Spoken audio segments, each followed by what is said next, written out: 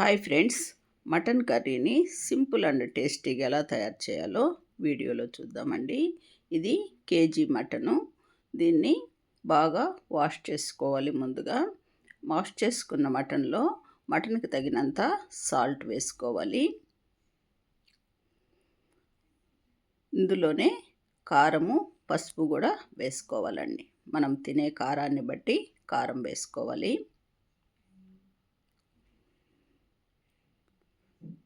పసుపు కూడా వేసుకోవాలి. అల్లం వెల్లుల్లి పేస్ట్ వేసుకోవాలి. వేసుకున్న తర్వాత ఇందులో హాఫ్ దబ్బా లెమన్ కూడా వేసుకొని బాగా మిక్స్ చేసుకోవాలి. ఆయిల్ 2 స్పూన్ల ఆయిల్ వేసుకొని ఇదంతా బాగా కలిసేట్టుగా కలిపి ఒక హాఫ్ అన్ అవర్ పక్కన పెట్టుకోవాలి. ఇందులోనే కొత్తిమీర, పుదీనా కూడా వేసి కలిపి పెట్టుకోవాలండి. ఇదంతా బాగా కలిసేట్టుగా కలుపుకోవాలి.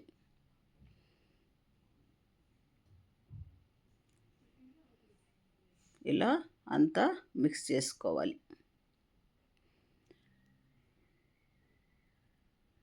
పుదీనా, కొత్తిమీర వేసిన తర్వాత మళ్ళీ ఒకసారి అంతా కలిసేట్టుగా కలుపుకొని హాఫ్ అన్ అవరు మూత పెట్టి పక్కన పెట్టేసుకోవాలి. ఒక మిక్సీ జార్లో కొబ్బరి, ఇందులోనే లవంగాలు, మిరియాలు కూడా వేసుకోవాలి.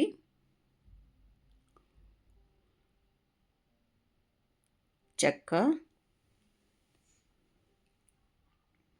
ఇవంతా మెత్తగా మిక్సీ పట్టుకోవాలి. ఇందులోనే జీడిపప్పు, యాలకులు, ధనియాలు కూడా వేసి మెత్తగా మిక్సీ పట్టి పక్కన పెట్టుకోవాలి. కుక్కర్ పెట్టుకొని కుక్కర్లో మన మటన్కి తగినంత ఆయిల్ వేసుకొని ఆయిల్ హీట్ అయిన తర్వాత ముందుగా కట్ చేసి పెట్టుకున్న ఆనియన్ వేసి మంచి కలర్ వచ్చేదాకా ఆనియన్ని ఫ్రై చేసుకోవాలండి.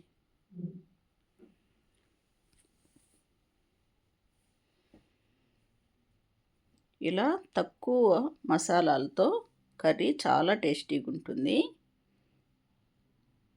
ఇందులోనే హాఫ్ స్పూను సాల్ట్ కూడా వేసుకుంటే ఆనియన్ త్వరగా ఫ్రై అవుతుందండి. ఇలా మంచి గోల్డెన్ బ్రౌన్ వచ్చేదాకా ఫ్రై చేసుకోవాలి. ముందుగా కట్ చేసి పెట్టుకున్న టమోటాను కూడా వేసుకొని మెత్తగా కుక్ చేసుకోవాలండి. టమాటో కూడా మెత్తగా కుక్ కావాలి.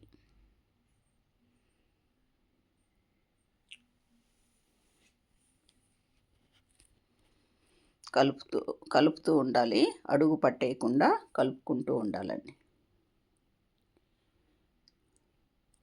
ఇలా టమోటో అంతా బాగా మెత్తగా కుక్ అయిన తర్వాత ఇందులోనే మనము ముందుగా మ్యారినేషన్ చేసుకున్న మటన్ అంతా కూడా ఇందులో వేసి కలుపుకోవాలి.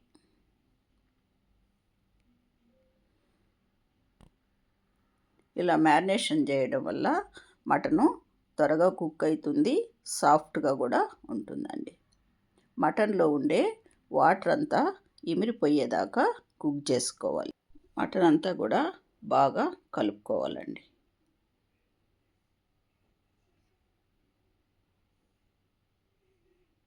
ఇలా కలుపుకున్న తర్వాత ఇందులో ఉండే వాటర్ అంతా కూడా ఇమిరిపోయిన తర్వాత ముందుగా మనము మిక్సీ పట్టుకున్న మసాలాను కూడా ఇందులో వేసుకోవాలి. ఈ వాటర్ అంతా తగ్గిపోవాలండి. తగ్గిపోయేదాకా కుక్ చేసుకోవాలి. వాటర్ తగ్గిన తర్వాత ఈ మసాలాను కూడా వేసి మసాలాను బాగా ఫ్రై చేసుకోవాలి.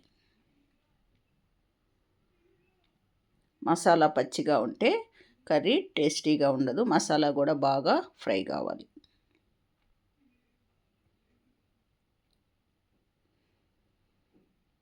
ఇలా చేయడం వల్ల మటన్ కర్రీ చాలా టేస్టీగా ఉంటుంది.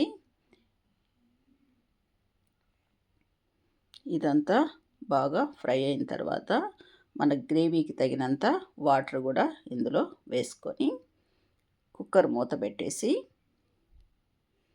మనకి ఎంత గ్రేవీ కావాలో మనం వేసిన మసాలాలకి తగినంత వాటర్ వేసుకొని కుక్కర్ మూత పెట్టేసి మెత్తగా కుక్ చేసుకోవాలి.